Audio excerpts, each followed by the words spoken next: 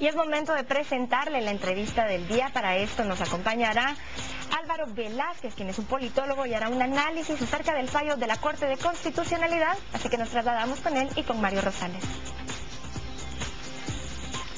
Así es, ya nos acompaña acá en el estudio Álvaro Velázquez para hablar de esta decisión de la Corte de Constitucionalidad. Tenemos la resolución acá, términos jurídicos más, términos jurídicos menos, pero para entendimiento, la Corte dice en el numeral 1, da con lugar el recurso en queja promovido por José Efraín Ríos Montt y deja sin efecto lo actuado a partir del 19 de abril del 2013. Una primera lectura de esto que ocurrió anoche, Álvaro. Bueno, yo no es casual que ande de negro porque vengo como de luto por la sentencia, por el fallo más bien de la Corte de Constitucionalidad. Creo que es un mal mensaje para la justicia de Guatemala y a nivel mundial.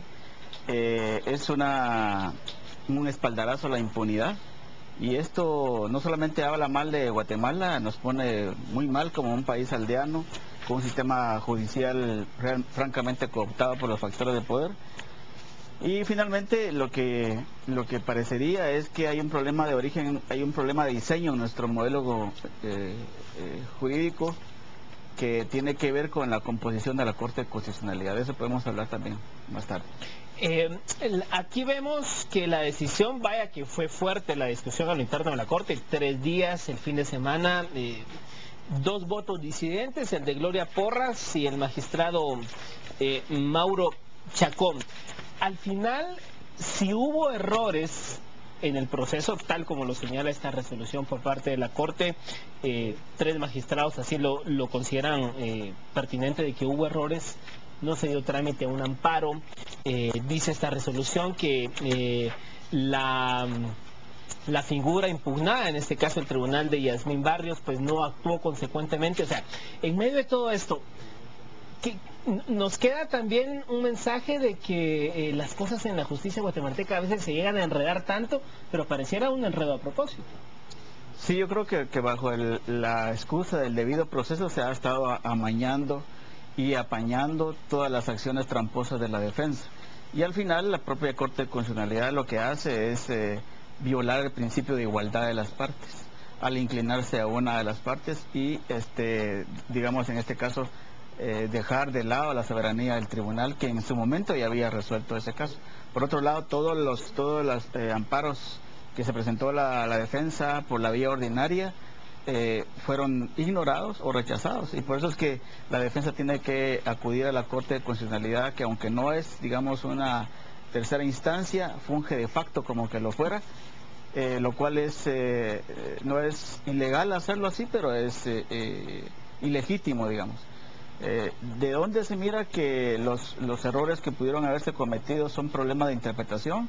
Se mira en que hubo 2 votos en contra a 3 a 2. El solo hecho que la Corte de Constitucionalidad haya fallado, dividido su voto, ya pone en cuestión que haya sido un fallo conforme a derechos, sino más bien de orden político.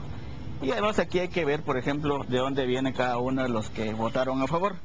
Eduardo Barrueto representa a los sectores, que es el ponente de la ponencia, valga la redundancia. Él representa a los sectores, el sector privado, proviene de las universidades privadas y representa los intereses del sector privado, no obstante que fue electo por la vía de las comisiones de postulación a través de la Corte Suprema de Justicia. Héctor Pérez Aguilera es el actual presidente, pero tenía, digamos, conflicto de interés. En primer lugar porque siempre fue FRGista, un funcionario FRGista que en este caso su corazón ha estado comprometido políticamente con el general Efraín Ríos Montt, y debió, no sé si valga la figura ahí porque no soy abogado, abstenerse, digamos, de opinar. También ha sido abogado del Banco Industrial y de los sectores industriales, por lo cual su opinión también estaba sesgada. Por otro lado, Alejandro Maldonado Aguirre representa tradicionalmente a los sectores poderosos de este país, en buena parte los intereses del ejército de línea dura, los generales retirados. Fue funcionario de todas las dictaduras militares y proviene del Movimiento de Liberación Nacional. O sea que de esos 3 votos uno podía prever, y de hecho así se estuvo hablando días anteriores, uno podía prever que iban a responder al llamado del CACIF de votar la sentencia del tribunal.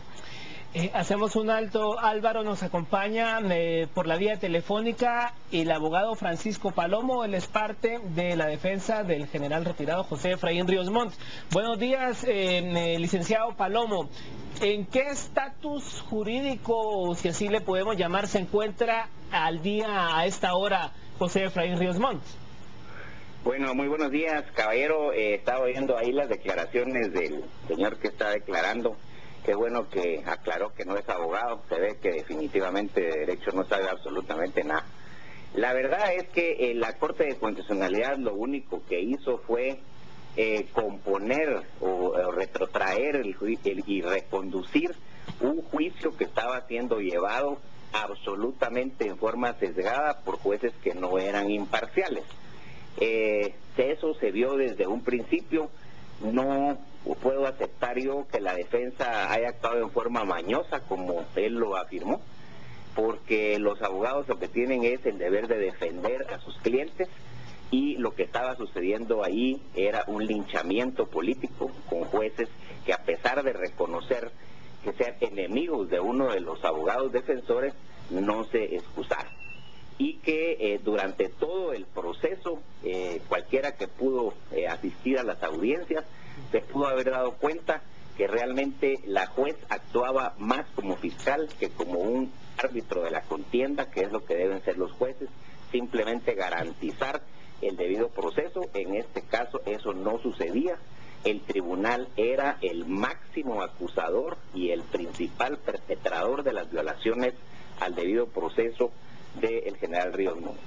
La situación que él tiene, pues en este momento sigue siendo sujeto a proceso. Simplemente la Corte de Constitucionalidad no es que el juicio sea terminado, ni mucho menos, simplemente lo retrotrae a una etapa anterior y deberá ser tramitado. Él sigue en este momento detenido, sigue hospitalizado en el hospital militar en donde se encuentra y preso.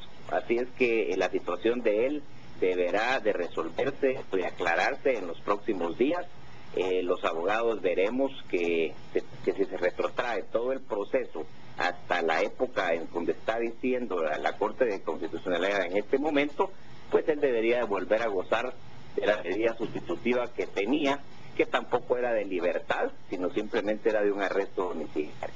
Abogado Palomo, queda una gran duda. Hoy, por ejemplo, 2 diarios de circulación nacional afirman que debe ser Yasmín Barrios y ese tribunal el que siga conociendo todo este proceso. Hay abogados que sostienen que ese tribunal ya no. ¿Nos puede aclarar usted al final qué pasa? ¿Debe ser Yasmín Barrios? ¿No debe ser ella? Mire, a mi criterio sería impensable que fueran los mismos jueces. Ellos ya externaron opinión a través de una sentencia y esa es una causal de excusa, el haber externado opinión. Definitivamente es ese mismo tribunal, pero conformado por nuevos jueces, el que debe conocer. Volvemos ahora con Álvaro Velázquez.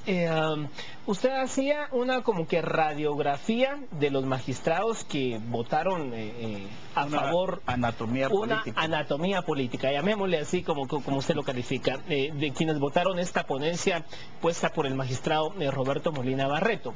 Al final, ¿qué tanto abre nuevamente este discurso o esta, pudiésemos decir, confrontación de ideas contrapuestas, valga la redundancia del concepto, en cuanto a lo que vimos durante todo el proceso?